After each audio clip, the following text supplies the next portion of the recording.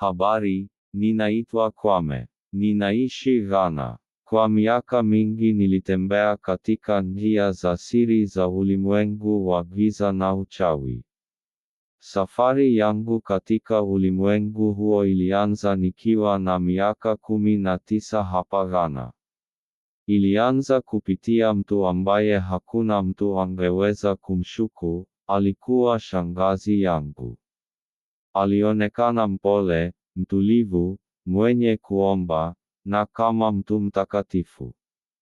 Watu walimwamini, walimheshimu, na mara nyingi walimwendea kwa ushauri wa kiroho. Lakini nyuma ya uso huo wa unyenyekevu kulikuwa na kitu kingine. Alikuwa mlinzi wa lango la jadi la familia yetu, mchawi mwenye nguvu aliyeficha giza lake nyuma ya sura ya wema na utakatifu. Nilifundishwa siri za ndani za uchawi, jinsi wachawi wanavyotambua watu wenye udhaifu, jinsi wanavyowawekea alama za kiroho, na jinsi wanavyowashambulia watu wenye mustakabali mwema, wenye moto wa kiroho, au vipawa vya kipekee vya rohoni. Nilijifunza jinsi ilivyo rahisi kufanya kazi bila kuonekana, kujificha na kujiingiza katika familia, kazini, katika ukoo, hata makanisani, kuwawekea watu laana na kusababisha uharibifu wa kiroho bila wao kujua hatari iko karibu. Nataka kushiriki nanyi ishara za kiroho zinazoonyesha kuwa kuna mtu anayekuroga kwa siri. Kila ishara ninayoshiriki inatokana na yale niliyofanya au niliyoyaona nilipokuwa katika kundi la wachawi. Hii si kwa ajili ya kuwaogopesha, bali kuleta mwanga. Yesu alisema katika Luka 8:17, kwa maana hakuna lililofichwa ambalo halitafunuliwa, wala lililofichika ambalo halitajulikana. Leo, ukweli unawekwa wazi. Nguvu za hisia ni moja ya silaha kubwa za kiroho. Tulisababisha vurugu za kihisia kwa mtu, hasa kupitia watu aliowaamini sana. Hatukuweza kumshambulia moja kwa sababu alikuwa amelindwa kiroho. Mtu wa karibu nawe akianza kukuonea wivu au kukuchukia ghafla bila sababu ya wazi, mabadiliko hayo ya hisia hukudhoofisha kiroho na kumpa giza nafasi ya kushambulia.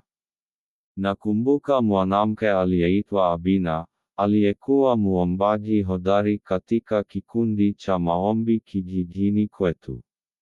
Alikuwa na bidii na aliwaombea wengine daima. Maombi yake yalivuruga kazi zetu, hivyo kiongozi wetu alituagiza kuzima moto wake wa kiroho. Hatukuweza kumshambulia moja kwa moja. Nilitumwa kutumia rafiki yake wa karibu kama chombo kupitia safari ya kiroho usiku. Niliingia katika ndoto za rafiki yake, nikapanda mbegu za mashaka na maumivu moyoni mwake. Rafiki huyo alianza kumkasirikia Abina bila sababu. Waliacha kuomba pamoja. Umoja wao, uliokuwa kama ngao ya kiroho, ulivunjika. Baadaye Abina aliugua ghafla. Madaktari hawakuweza kueleza sababu, lakini kiroho njia ya shambulio ilikuwa imefunguliwa kupitia chuki iliyopandwa kwa hila. Maandiko yanasema katika Mika 7:6 kwamba adui wa mtu ni wa nyumbani mwake. Mara nyingi uchawi hujificha nyuma ya nyuso tunazozijua. Siku nyingine niliagizwa kumshambulia kijana msanii kutoka Kumasi. Kipawa chake kilikuwa cha kumtukuza Mungu, lakini alizungukwa na wivu. Nilimtumia rafiki yake wa karibu kama chombo, mtu aliyemdhihaki, kumvunja moyo, na kuwageuza wengine dhidi yake. Hivyo ndivyo uchawi hujificha, kupitia watu unaowaamini. Ndoto si za kupuuzwa. Ulimwengu wa uchawi hufanya kazi sana usiku. Tulikuwa tunaingia katika ndoto za watu kuwafuatilia, kuwatisha, au kupanda vitu vya kichawi. Nilitumwa kumshambulia mwanamke aliyeitwa Miriam aliyekuwa akiomba sana saa 6 usiku. Nilijitokeza katika ndoto yake kama mama yake aliyekufa na kumwambia aache kuomba. Alipoamka alihisi uzito moyoni na akaacha maombi yake ya usiku.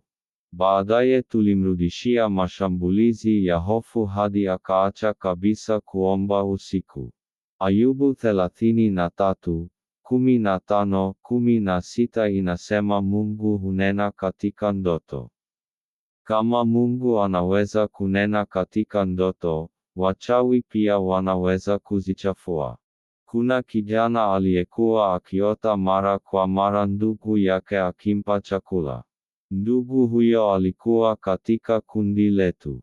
Baada ya kula chakula hicho cha ndotoni, biashara yake ilianza kudorora. Aliposaliwa na mchungaji, Roho Mtakatifu alifunua kuwa ndugu huyo ndiye aliyekuwa chanzo cha uchawi.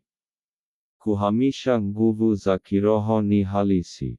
Tulivuta nguvu za watu kupitia kushikana mikono au kukumbatiana. Baada ya hapo mhanga alihisi uchovu au kuugua ghafla. Hata kwa Yesu, nguvu zilimtoka, Marko 5:30. Uchawi pia hutegemea ufuatiliaji. Ukiona mtu ana hamu isiyo ya kawaida ya kujua maisha yako, au anayekufuatilia kupita kiasi, kuwa macho. Nilikuwa na jirani Mkristo. Usiku niliingia katika mwili wa paka mweusi kumtazama akiomba. Siku moja alitamka kwa sauti, moto wa Roho Mtakatifu, nikahisi moto ukitupiga. Paka aliyekuwa nimetumia alikufa. Familia nyingine ilirogwa kupitia kitu kilichowekwa kwenye maua nje ya nyumba yao. Baada ya kuchomwa, amani ilirudi. Nasema haya si kwa kuwaogopesha bali kufungua macho yenu. Uchawi hujificha katika maisha ya kawaida. Neema ya Yesu Kristo iliniokoa katika mkutano wa Injili. Nililala chini ya nguvu za Mungu kwa siku 3, nikaona mwanga mkali kama Paulo alivyouona njiani kwenda Dameski. Nilipoamka, minyororo ya uchawi ilikuwa imevunjika. Ukihisi unashambuliwa, usiogope. Hofu humpa nguvu adui. Imani humvunja. Omba. Bwana Yesu, fungua macho yangu ya kiroho. Fichua kila adui aliyefichika anayenifuatilia. Vunja kila ushirikiano mbaya, kila kitu kilicholaaniwa, na kila mpango wa giza dhidi yangu. Napokea ulinzi wa Mungu katika jina la Yesu. Amina. Uchawi ni halisi, na mara nyingi haufanyi kazi kwa wazi. Adui huja kwa utulivu kama mwizi usiku. Kuanguka ghafla bila sababu, kupotea kwa pesa, kuvunjika kwa mahusiano, ndoto za kutisha, magonjwa yasiyoeleweka, haya ni ishara za tahadhari. Yakitokea, usipuuze. Simama, omba, imarisha maisha yako ya kiroho.